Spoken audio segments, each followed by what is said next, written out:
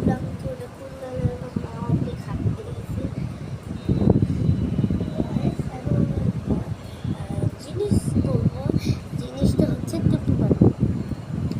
টুপি আমি একটু বানাইছিলাম কালকে, আপনারা ভিডিওটা দেখে মানে ছাড়ি নাই, ভিডিওটা একদিন ছাড়বো।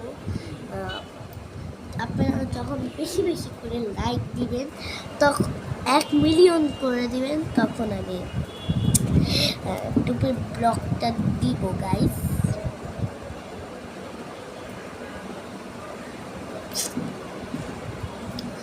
এই ভিডিওতে 1 লাইক সাবস্ক্রাইব করে দিবেন গাইস।